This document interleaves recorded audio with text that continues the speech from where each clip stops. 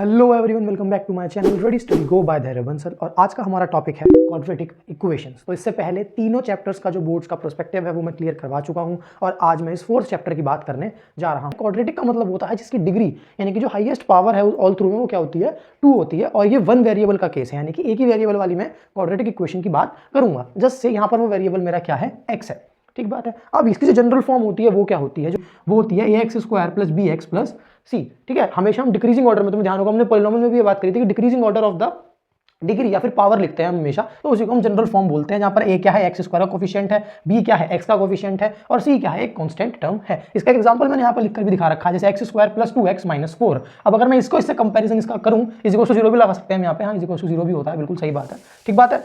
अब इसकी अगर मैं कंपैरिजन करूं तो मेरी जो एक्स स्क्वायर का कोफिशिएंट है वो यहाँ पर है 1। दैट मींस मेरी ए की वैल्यू क्या हो गई, ए की वैल्यू मेरी हो गई 1। ऐसे ही मेरी बी की वैल्यू हो गई 2 और मेरी सी की वैल्यू हो गई -4। जैसे कि हमने वहां पर भी देखा था कि अगर प्लस का साइन है जनरल फॉर्म में तो वो रिस्पेक्ट उसको देनी पड़ेगी, नेगेटिव का साइन हम अलग से लगा देंगे, जैसे कि मैंने यहाँ पर लगाकर दिखा रखा है। ठीक बात है। तो ये जो सी ए है ये हो गया सी -4 इज सी, बी हो गया 2 और ए हो गया 1। ठीक बात है। और यहाँ पर एक बहुत इंपॉर्टेंट केस क्या है कि ए कभी भी 0 नहीं हो सकता है। लॉजिकल सी बात है, अगर ए 0 हो गया यानी एक्स स्क्वायर का कोफिशिएंट 0 हो गया, यानी एक्स स्क्वायर वाली टर्म ही कैंसिल आउट हो गई है। और अगर एक्स स्क्वायर वाली टर्म कैंसिल आउट हो जाएगी तो फिर इसकी हाईएस्ट पावर 2 थोड़ी ही बचेगी। जब पावर 2 ही नहीं बचेगी तो ये एक क्वाड्रेटिक इक्वेशन होगी नहीं। तो पहला क्वेश्चन यही आता है कि चेकिंग करनी हमको, या फिर चेक करना बेसिकली, या वेरीफाई करना कि क्या जो गिवन इक्वेशन है वो एक क्वाड्रेटिक है या नहीं है। तो ये एनसीईआरटी का ही क्वेश्चन हमने ले रखा है, जो कि क्वेश्चन क्या कहता है कि X square plus 3x plus 1 is equal to X minus 2 का होल स्क्वायर। ये इक्वेशन है, चेक करो कि भाई ये क्वाड्रेटिक है या नहीं है। तो जब भी मुझे ऐसे चेकिंग करनी होती है तो पहले मैं इसको पूरा ओपन करके काटा पीटी मचा दूंगा इसमें हर तरफ से, कि अपना जो चीजें कट रही हैं, जो सिंप्लीफाई हो रहा है वो सब करके फिर देखता हूँ।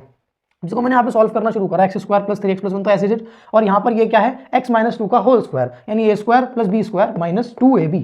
ठीक बात है, इसमें कोई दिक्कत नहीं। अब मैंने ध्यान से क्या देखा कि ये एक्स स्क्वायर से तो एक्स स्क्वायर कट रहा था, क्यों? बिकॉज इज इक्वल टू का साइन जब बीच में है तो ये प्लस का है, इधर आके माइनस का हो जाएगा, और x square minus x square क्या होता है, 0। दैट मीन्स मेरी एक्स स्क्वायर वाली जो टर्म है वही खत्म हो गई। जब वही खत्म हो गई तो मेरी डिग्री 2 नहीं बची, और जब डिग्री 2 नहीं बची तो ऑटोमेटिकली इसकी डिग्री जब शो करूँ अगर तो वो 1 हो गई, यानी कि it is not a quadratic equation. अगर इसकी डिग्री 2 बच जाती, यानी कि एक्स स्क्वायर की कोई वैल्यू कुछ भी बचता, एक्स स्क्वायर 2 3 4 एक भी बचता जैसे कि यहाँ पर था, तब भी वो क्वाड्रेटिक इक्वेशन कहलाई जाती है। तो ये हमारा पहला कॉन्सेप्ट है जिसमें हमको चेक करना होता है कि क्या जो गिवन इक्वेशन है वो क्वाड्रेटिक है या नहीं है। इसके बाद क्या आता है, इसके बाद आता है हमारे पास कि रिप्रेजेंट करना है, यानी कि कोई भी वो एक हमको इक्वेशन दे देगा और वो हमसे क्या पूछेगा, इक्वेशन क्या, इनफैक्ट वो हमको एक क्वेश्चन दे देगा और वो उस क्वेश्चन से मांगेगा कि हमको एक क्वाड्रेटिक इक्वेशन बनाकर दिखाओ इस पर्टिकुलर क्वेश्चन के रिस्पेक्ट में। और उसको फिर हम सॉल्व भी करते हैं। इसको सॉल्व करने के 2 तरीके हमारे पास निकल कर आते हैं, जिसमें पहला तो होता है स्प्लिटिंग द मिडिल टर्म और दूसरा होता है डिस्क्रिमिनेंट मेथड। दोनों ही हम इस वीडियो में बात करने वाले हैं। पहले हम इस क्वेश्चन की बात करते हैं जहां पर हम रिप्रेजेंट करेंगे। ये भी एनसीईआरटी का क्वेश्चन है, पहले एक्सरसाइज का शायद से लास्ट क्वेश्चन है, काफी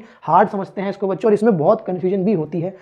तो ये क्वेश्चन क्या कहता है कि यार train travels a distance of 480 kilometre, यानी कि एक ट्रेन है उसका जो डिस्टेंस है वो 480 किलोमीटर का डिस्टेंस ट्रैवल कर रही है यूनिफॉर्म स्पीड पर। उसकी स्पीड जो है वो यूनिफॉर्म, मतलब वो बार-बार चेंज नहीं कर रही, एक पर्टिकुलर स्पीड है, हम लेट कर सकते हैं मतलब उसे। If the speed had been 8 kilometre less, इस क्वेश्चन मतलब क्या हुआ कि अगर उसकी जस्ट इन केस जो भी उसकी स्पीड थी, एक्चुअल स्पीड, अगर वो उससे 8 किलोमीटर कम चला, यानी उस स्पीड का उसने 8 किलोमीटर घटा दिया, तो it would have taken 3 hours मोर, यानी कि उसको ऐसा करने से सिर्फ उसको 3 घंटे ज्यादा का टाइम लग रहा था to cover the same distance. Distance वही है, डिस्टेंस कोई चेंज नहीं हुआ। मतलब मैं गया तो 480 किलोमीटर जाना था जब मुझे, एक्स स्पीड से मैं गया, और जब मैं वापस आ रहा था तो मैंने थोड़ी स्पीड अपनी कम रखी, मान लो 40 थी तो मैंने 32 रखी, 8 कम करके, तो मुझे 3 घंटे ज्यादा लग गए। दैट मीन्स उसने बोला है कि हमको क्या फाइंड आउट करनी है, need to find the speed of the train.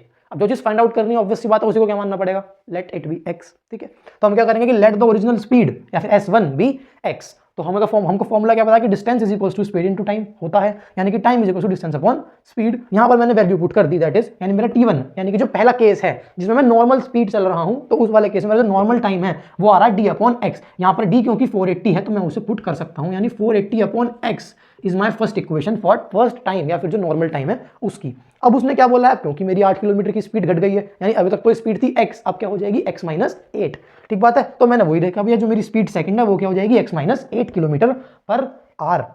यहां से वही डिस्टेंस का फॉर्मूला लगाया, स्पीड इनटू टाइम, तो टाइम क्या निकल के आया, डिस्टेंस अपॉन स्पीड। यहां पर मैंने S2 और T2 इसलिए लिखा बिकॉज ये सेकंड केस का टाइम है और ये सेकंड केस की स्पीड है। डिस्टेंस को D ही क्यों लिख रखा है, उसका रीजन सिंपल सा ये है क्योंकि डिस्टेंस दोनों ही केसेस में ये लिखा हुआ सेम है, डिस्टेंस में कोई चेंज नहीं आने का। मतलब अगर मैं देखूं तो मेरा जो सेकंड टाइम है वो बैठेगा 480 अपॉन x माइनस 8। ठीक बात है, तो ये मेरी क्या हो जाएगी, दूसरी इक्वेशन हो जाएगी। बात है, अब मुझे क्या पता है, एक तीसरी चीज और जो लास्ट मुझे पता है इस इक्वेशन को सॉल्व करने के लिए, कि उसने बोला है कि बाद वाला जो टाइम है वो पहले वाले टाइम से 3 आवर्स यानी 3 घंटे ज़्यादा है। कुल मिला के मतलब ये है कि जो पहले बाद वाला टाइम है, यानी कि जो मेरा बाद वाला टाइम क्या है 480 अपॉन x माइनस 8, ठीक है, ये किसके बराबर है, ये है जो मेरा पुराना वाला टाइम है वो, उसमें मुझे जब 3 और जोड़ दूंगा तब ये टाइम निकल कर आएगा, बिकॉज दिस इज 3 आवर्स मोर। ठीक बात है, यानी कि 3 घंटे ज्यादा का टाइम है। तो क्या मेरी इक्वेशन इस फॉर्मेट की बनेगी या नहीं बनेगी, यही मुझे निकाल कर दिखाना है। अगर मैं किसी तरीके से यहां तक पहुंच गया तो फिर इसके बाद तो बेसिक मैथ्स का ही यूज करना है पड़ा। अब इसको मैं सॉल्व कैसे करूंगा, simple as that, 480 upon X minus 8 minus हो जाएगा 480 अपॉन एक्स, ये 3 के बराबर। इसको सॉल्व करूंगा तो x माइनस 8 और x उसका एलसीएम हम सिंपल मल्टीप्लाई करके लिख सकते हैं, यानी ये बन जाएगा 480x माइनस 480x, एलसीएम जब इसको क्रॉस मल्टीप्लाई करोगे, और ये प्लस का 480 इंटू 8, जिसको मैं हम नीचे लिख पाएंगे। ठीक है, अब अगर हम इसको ध्यान से, इज इक्वल्स टू में क्या है ऑलरेडी 3 है, अब ध्यान से देखेंगे अगर हम तो इस 480x से 480x कट जाएगा, यानी मेरे पास क्या बचेगा 480 इंटू 8, यानी कि क्या होता है, जो कि ये होता है आपका 800 864 6 8 32 3840 अपॉन x और x माइनस 8, ये किसके बराबर है 3 के।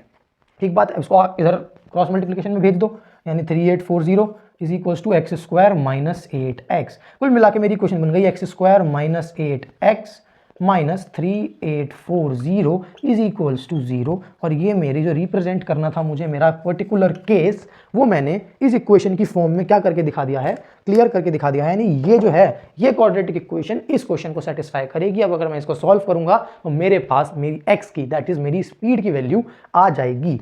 तो दोनों ही मेथड्स अब आपके सामने मैं लेकर आता हूं। देखो अब दोनों मेथड्स में क्या है, पहला मेथड तो हमारा है फैक्टराइजेशन मेथड, जो आप पहले भी हम फैक्टराइजेशन चैप्टर्स पढ़ते हुए आ रहे हैं, तो वही है। इसमें हम स्प्लिटिंग द मिडिल टर्म करते हैं, बेसिकली फैक्टराइज करते हैं अपने गिवन क्वाड्रेटिक इक्वेशंस को, ताकि हमारे पास 2x की वैल्यूज या फिर हमारे 2 रूट्स या हमारे 2 जीरो, सब कुछ भी बोल सकते हो, वो निकल कर आ पाए। जैसे कि देखो यहाँ पर मैंने एक एनसीईआरटी का ही क्वेश्चन लिया है, काफी इजी सा, बट इसमें कभी कभी बच्चे लेट करने में दिक्कत कर देते हैं बस। जैसे कि क्वेश्चन क्या है, find 2 consecutive integers sum of whose squares is 365। अब इसने क्या बोला है क्वेश्चन ने कि हमें 2 ऐसे इंटीजर्स निकालने हैं। ध्यान क्या देने वाली बात है कि दोनों कैसे हैं, पॉजिटिव हैं। कैसे हैं, पॉजिटिव, यहाँ पे मिस हो गया, खैर find 2 consecutive positive integers sum of whose squares is 365। मतलब मेरे जो इंटीजर्स हैं वो दोनों एक तो पॉजिटिव होने चाहिए और कंसेक्यूटिव होने चाहिए। कंसेक्यूटिव का मतलब होता है लगातार, मतलब अगर एक 10 है तो दूसरा 11 हो, एक 4 है तो दूसरा 5 हो, 3 है तो 4 हो, ऐसा। अब क्या करूंगा कि लेट दोनों इंटीजर्स को क्या मान लूंगा, एक अगर x है तो दूसरा क्या हो जाएगा x प्लस 1, जैसे कि अगर एक 10 है तो दूसरा 11, यानी कि 10 प्लस 1, क्योंकि कंसेक्यूटिव है। अगर ऐसे ही वो ऑड बोल देता कि कंसेक्यूटिव ऑड, तो अगर एक 11 है तो दूसरा क्या होगा 13 होगा, यानी कि अगर एक x मानूंगा दूसरा x प्लस 2 मानूंगा। दोनों ही केसेस में याद रखो, अगर इवन है तब भी, अगर ऑड है तब भी, दोनों ही केसेस में अगर पहला नंबर आप x मानोगे दूसरा नंबर +2 करके ही माना जाएगा, अगर पॉजिटिव का केस है तो। और नेगेटिव का है तो -2 भी ले सकते हो। ठीक बात है, चलो जी। अब 2 नंबर्स मैंने मान लिया, एक मान लिया x, एक मान लिया x प्लस 1। उसने बोला है सम ऑफ हुज स्क्वायर्स, मतलब इन दोनों को क्या करना पड़ेगा, स्क्वायर करना पड़ेगा और फिर सम कर दूंगा। दोनों का स्क्वायर करके सम कर दिया तो वो 365 के बराबर है। अब इसको बेसिक सॉल्व करा मैंने, कैसे, ये एक्स स्क्वायर बना, ये a प्लस बी का होल स्क्वायर, यानी a square plus B square plus 2ab is equal to 365। ठीक है, यहाँ पर इसको सॉल्व करा, X square plus X square हो गया 2x स्क्वायर, ये 2x आगे लिखा बिकॉज हमारी जनरल फॉर्म अगर आपको याद हो तो ax square plus bx plus c होती थी। ठीक बात है, और ये 365 इधर आके प्लस का था, इधर आके 1 से माइनस हो गया तो माइनस का 364 बन गया इज इक्वल्स टू 0। अब मैं क्या करूंगा, इसको फैक्टराइज करूंगा। क्या करता हूं, उसके लिए जो लास्ट वाली टर्म है और जो इसका कोफिशिएंट है उनको मल्टीप्लाई करके उनको फैक्टराइज करता हूं। कैसे, जैसे मान लो 182 है, जब मैं इसको ऐसे प्राइम फैक्टर्स निकालूंगा इसके, तो वो क्या निकलेंगे 2 91 जा, और फिर ये किससे ज़्यादा है आपका 7 से ज़्यादा, 7 13 जा, और ये 13 1 जा। अब मुझे क्या करना है कि इन तीनों फैक्टर्स को इस तरीके से बनाना है ताकि इन दोनों को सब्ट्रैक्ट करके मेरा x यानी सिर्फ 1x आ जाए। ठीक बात है, सब्ट्रैक्ट क्यों, बिकॉज माइनस का साइन था। ये बातें बेसिक सी बातें आपको जो पता होंगी। ठीक बात है, चलो जी। अब अगर हम इसको करें 7 2 क्या हो गया 14 हो गया, 14 माइनस 13 इज 1x। इजीली मैं देख सकता हूँ कि 14 माइनस 13 इज 1x आ जाएगा। तो मैंने यहाँ पर वो वैल्यूज पुट करी, यहाँ से x कॉमन आया तो यहाँ पर x प्लस 14 बचा। देखो इसके पास से एक x गया, 2 थे, एक बचा, इसके पास 14x था, x गया 14 बचा। सिमिलरली यहाँ से मैंने क्या निकालूंगा, -13 है, -13 क्यों निकालूंगा, बिकॉज अंदर पॉजिटिव का साइन चाहिए और यहाँ पर तो नेगेटिव है। अब पॉजिटिव चाहिए तो उसके लिए मुझे सिंपल सी बात है कि नेगेटिव का साइन बाहर निकाल देता हूँ, तो यहाँ पर भी x प्लस 14 बचा, तो इसको एक बार लिख देता हूँ और जो बचा हुआ है उसको एक बार लिख देता हूँ, यानी x plus 14 x minus 13 is equal to 0। तो दोनों को बारी बारी 0 के अगर मैं बराबर रखूं तो x की वैल्यू यहां से आई माइनस का 14 और यहां से x की वैल्यू आई 13। मेरे पास 2 आंसर्स आ गए, बट ऐसा नहीं है, ये मेरा आंसर गलत है बिकॉज क्वेश्चन ने मुझसे पॉजिटिव मांगे थे। Question has asked me to find the positive integers. अगर मान लो वो नेगेटिव मानता तो ऑटोमेटिकली मेरा ये वाला आंसर सही होता और ये वाला गलत हो जाता, क्योंकि उसने नेगेटिव मांगे हैं। बट क्योंकि उसने क्वेश्चन में पॉजिटिव मांग रखे हैं तो पॉजिटिव के लिए मुझे कुछ नहीं करना, मुझे जो नेगेटिव वाला केस है उसे कैंसिल कर देना है। 13 मेरा आंसर आ गया है, बट क्योंकि 2 नंबर चाहिए थे, आपने लेट देखो कर रखे थे कि एक अगर x है तो दूसरा x प्लस 1 है, यानी कि एक को आपने x बोला दैट इज 13, तो दूसरा हो गया 13 प्लस 1 दैट इज 14। मेरे 2 आंसर्स ये निकल कर आ गए इस पर्टिकुलर क्वेश्चन में और मेरा क्वेश्चन भी सॉल्व हो गया फैक्टराइजेशन मेथड की हेल्प से। कैसा भी क्वेश्चन आएगा, अगर फ्रेमिंग का आएगा तो फ्रेम करो क्वेश्चन को और फिर फैक्टराइज करो, और अगर जस्ट वैसे नॉर्मल कुछ भी क्वेश्चन बन के आते तो वो आपको फैक्टराइजेशन करने का मैं तरीका फिर बता देता हूँ। लास्ट वाला नंबर अगर मान लो मैं इमेजिन करूँ कुछ इस तरीके से लिखा हुआ है ax² + bx + c, तो इस c को और इस a को पहले मल्टीप्लाई करो, फिर इनके प्राइम फैक्टर्स निकालो और उनको प्लस या माइनस करके बीच वाला जो b है वो बनाने की कोशिश करनी है हमको। अब प्लस या माइनस कैसे डिपेंड करेगा कि यहाँ पर कौन सा साइन, अगर यहाँ पर प्लस का साइन होगा तो ऑब्वियसली बात है प्लस करके, और यहाँ माइनस का साइन होगा तो माइनस करके। ठीक बात है, ये तो मेरी बात थी फैक्टराइजेशन मेथड की या फिर स्प्लिटिंग द मिडिल टर्म वाले मेथड की। अगली मेरी बात थी डिस्क्रिमिनेंट मेथड की। क्या है डिस्क्रिमिनेंट मेथड? यहां पर मैं क्या निकालता हूं, एक डिस्क्रिमिनेंट निकालता हूं। डिस्क्रिमिनेंट का फॉर्मूला क्या होता है, √b² - 4ac। यहां देखो दिख रहा है ना, b² - 4ac, सब पता है आपको, a क्या होता है, b क्या होता है, c क्या होता है, 4 तो पता ही है। और इसके ही यूज से फिर मैं अपने दोनों रूट्स यानी कि दोनों वैल्यूज निकाल सकता हूं, जो कि कैसे निकलेंगे, दोनों यहीं पे ही है। देखो -b प्लस माइनस जो भी वैल्यू निकल कर आएगी पॉजिटिव यहां पर पुट हो जाएगी अपॉन 2a, फॉर्मूला लग जाएगा। इसको मैं बोलता हूं क्वाड्रेटिक फॉर्मूला।